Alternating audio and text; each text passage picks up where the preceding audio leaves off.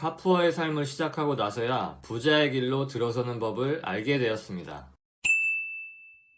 안녕하세요. 부자 어린이 아재 불이나입니다. 지난번 영상에서 부의 추월차선을 읽고 소비자로서의 삶이 아닌 생산자로서의 삶으로 살아가고자 마음먹게 된 내용을 설명드렸었는데, 사실 책 한 번 읽는다고 해서 인생이 쉽게 바뀔 수 있다면 너도 나도 부자가 될 수 있을 것입니다. 저 또한 그 책을 읽고 나서 그러한 삶을 사는 게 맞구나 까지만 알게 된 것이지, 원래 해오던 게을렀던 삶을 하루아침에 바꾸기란 불가능했습니다. 그렇다면 도대체 어떠한 계기로 인해 40살이 되도록 게임만 하며 살던 직장인이 부업으로 월 500만원을 벌 수 있게 되었을까요? 저는 사실 아직 부자는 아닙니다. 그저 월급을 받는 평범한 직장인이지만 부업으로 남들보다 부수익을 조금 더 얻고 있는 정도에 불과하죠. 하지만 저는 간절히 부자가 되고 싶고, 부자가 되기 위한 마인드와 가치관을 하나씩 마련해가며 부자의 길로 향해 가고 있습니다. 계속해서 배우고 성장하고 실패하는 과정이 반복되겠지만 그 끝은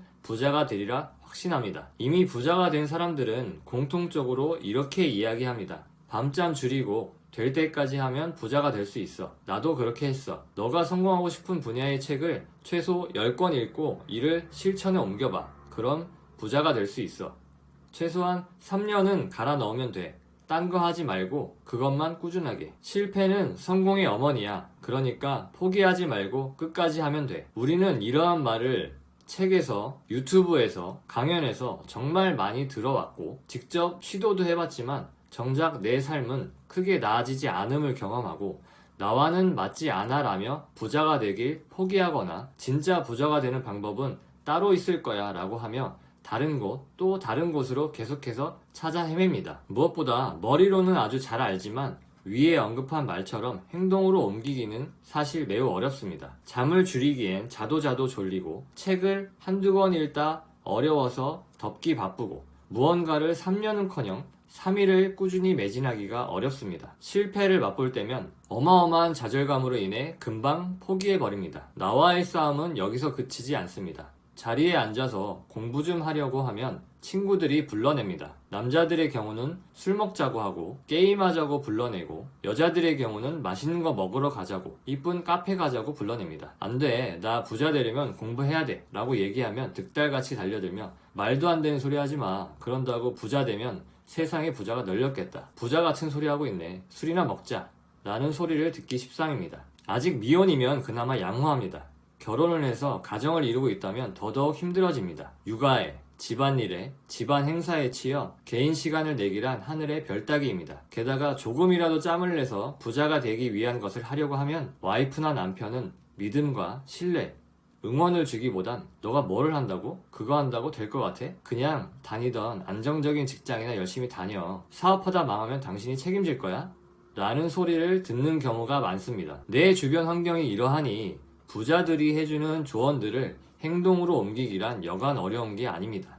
다들 부자가 되고 싶어 하지만 막상 부자가 되려면 어디서부터 무엇을 어떻게 해야 하는지 다들 막막해 합니다. 막상 어떻게 되는지 안다손 치더라도 주변 환경이 도와주지 않습니다. 그래서 제가 내린 결론은 부자가 되기 위한 방법을 아는 것도 물론 중요하지만 그 이전에 부자가 되기 위한 마인드와 환경을 갖추는 것이 훨씬 더 중요하다라는 것입니다. 그래서 이번 영상에는 부자가 되기 위한 마인드와 환경을 갖추는 것 두 가지 중에 첫 번째, 부자가 되기 위한 마인드를 갖추는 방법에 대해서 저의 경험담을 빗대어 설명드릴까 합니다. 많은 책에서 언급된 것과 같이 진화론적인 관점에서 대부분의 사람들은 쉽게 변하지 않습니다. 그래서 각자가 살아온 환경과 습관이 평생 유지될 가능성이 매우 높죠. 과거 저의 삶 또한 냉정하게 얘기하면 이미 정해져 있었습니다. 흙수저의 삶으로 평생을 살아가게 될 운명으로 말이죠. 자수성가로 부자가 된 사람들의 성공 스토리를 들어보면 유년기 시절 찢어지게 가난한 삶을 살아서 어른이 되어 부자가 되겠다는 강한 신념을 갖고 피나는 노력을 통해 부자가 된 케이스가 많습니다. 하지만 저는 특출나지도 모자라지도 않는 그저 그런 평범한 삶을 살아왔기에 그들처럼 강력한 신념이나 동기부여가 없었습니다. 그저 마음으로만 부자가 되고 싶었을 뿐 실제로 부자가 되기 위한 노력과 행동을 거의 안 했습니다. 부자가 될 만한 강한 의지와 열정이 없었던 것이죠. 과거에 저를 포함하여 대부분의 사람들이 이러한 이유로 부자가 되기 위한 첫 번째 관문을 뛰어넘지 못해서 부자가 되지 못한다고 생각합니다. 이 첫 번째 관문이 바로 강력한 동기부여, 의지, 열정을 갖는 것이고, 그것들이 있어야만 앞서 언급한 부자들이 얘기한 방법들, 즉 잠을 줄이고 책을 읽고 3년간 갈아넣고 실패해도 포기하지 않고 일어서는 것들을 해 나아갈 수 있다고 생각합니다. 저의 경우 위에 언급한 것과 같이 강력한 동기부여 요인이 없었지만 저의 현실을 직시할 수 있었던 아주 황당한 계기가 하나 있었습니다. 바로 카푸어의 삶을 시작한 것이었죠. 때는 바야흐로 지금으로부터 3년 전, 남들은 이미 결혼해서 가정을 책임지고 있을 나이에 돈을 아껴서 결혼 자금을 모으거나 노후 대비를 해야 할 나이에 수중에 모은 얼마 안 되는 돈과 대출을 추가해서 5천만 원짜리 국내 스포츠 세단을 뽑게 됩니다. 사촌형이 자동차 회사를 오래 다녀서 나름 할인해서 사긴 했지만 지금 생각해보면 그때 당시 제 형편에서는 살 수 있는 차가 절대 아니었죠. 주변 사람들도 다들 말렸지만 고집불통이었던 저는 룰루랄라 차를 사버립니다.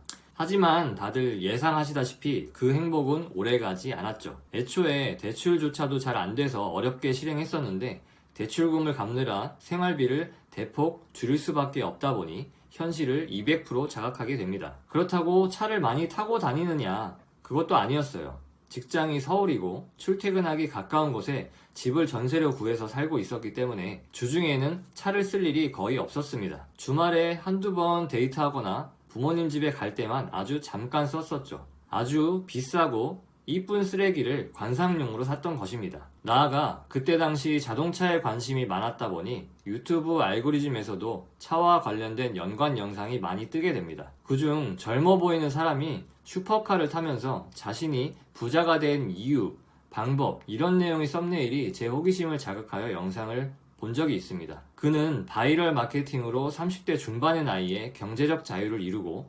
람보르기니와 벤츠 S클래스를 소유한 정찬영 대표였습니다. 그 영상이 단순히 차를 자랑하는 영상이었다면 그냥 지나쳤을지도 모르겠지만 그 유튜버가 지금의 위치에 오르기까지 얼마나 고되고 힘든 세월을 보내며 노력했는지에 대해서 이야기를 들으니 정신이 번쩍 들었습니다. 그의 모습을 보며 부자들의 시선으로 볼 때 고작 5천만 원짜리 차를 사는데도 저는 부들부들 떨며 2달 넘게 고민하고 겨우 샀는데 나보다도 젊은 나이에 성공과 부를 이루고 본인이 타고 싶은 차를 부담 없이 타고 다니는 모습이 첫 번째로 저와 비교가 되었고, 그리고 무엇보다 저는 10년 동안 직장 생활을 하며 부자가 되기 위한 그 어떠한 노력도 하지 않고 그저 하고 싶은 것들, 특히 게임에 빠져 살면서 속으로는 열심히 살았지 라며 자기 합리화를 했었는데, 똑같은 시간을 저처럼 헛되이 보내지 않고 자기만의 확신으로 사업을 힘겹게 이뤄내어 경제적 자유를 이룬 삶이 명확히 비교되자 현타가 정말 세게 왔습니다. 만약 그가 금수저라서 부모님께 자산을 물려받은 거였다면 크게 감흥이 없었겠지만 그는 그 위치에 가기 위해 수년 동안 피나는 노력을 통해 부를 이루었다는 것을 알게 된 후 제 스스로를 정말로 많이 돌아보게 되었습니다. 나도 대학생 때는 나름 꿈이 있었는데, 나도 저들처럼 열심히 일해서 부자가 되고 싶었는데, 하지만 현실은 욜로의 삶으로 자기 합리화하며 돈을 아끼지도 않고 자기 개발은커녕 게임만 하는 루저의 삶을 살고 있었습니다. 말로는 부자가 되고 싶다면서 부자가 되기 위한 노력은 전혀 하지 않고 있었고, 알고 있었음에도 불구하고 언젠가는 하겠지 하며 막연한 핑크빛 미래를 기대하며 애써 현실을 외면하고 있었습니다. 사실 지난번 영상에서 언급했던 부의 추월차선 책을 차를 구매하기 직전에 이미 읽고 있었고, 책에서 얘기한 대로 자동차는 자산이 아닌 비용으로 각본화된 삶, 즉 소비자의 삶에 해당되므로 이를 멀리 해야 한다는 것을 이미 머리로는 알고 있었음에도 불구하고 현실에 적용하지 못했었죠. 결과적으로는 아이러니하게도 각본화된 삶의 표본 중에 하나인 차를 구매함으로써 현실을 자각하게 되고, 각본화된 삶에서 벗어나 소비자가 아닌 생산자로서의 삶을 살기로 결심하게 됩니다. 저를 포함한 대부분의 많은 사람들이 인생은 한 번뿐이니까 사고 싶은 거 사자, 먹고 싶은 거 먹자,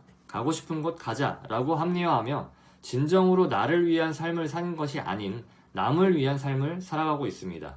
왜냐하면 그 소비를 통해 누군가는 돈을 벌고 있기 때문이죠. 저의 경우는 차였지만 누군가에게는 명품이 될 수도 있고 누군가에게는 또 다른 무언가가 될 수 있습니다. 물론 무조건적으로 소비가 나쁘다고 치부하는 것은 절대 아닙니다. 저처럼 형편에 맞지 않는 과한 소비를 하는 것과 부자가 되고 싶다면서 행동은 부자가 아닌 가난한 자의 행동을 하는 것이 잘못되었다라는 것을 말씀드리고 싶었습니다. 이러한 소비가 오로지 나의 만족과 나의 진정한 행복을 위한 것인지 아니면 타인에게 잘 보기 위한, 인정받기 위한 소비였는지를 곰곰이 생각해 보시기 바랍니다. 그래도 모르겠다면 저처럼 소비해 보고 나면 얼마 지나지 않아 바로 깨달을 수 있습니다. 간절히 갖고 싶은 게 있다면 알바, 월급, 투잡을 뛰어서라도 한번 가져보세요. 그럼 깨닫게 될 것입니다. 그게 진짜 행복인지 아니면 타인에게 잘 보이는 것이 행복이라고 착각한 것은 아닌지 말이죠. 사실 답은 이미 정해져 있을 가능성이 높습니다. 그럼에도 불구하고 하고 싶은 것이, 사고 싶은 것이 있다면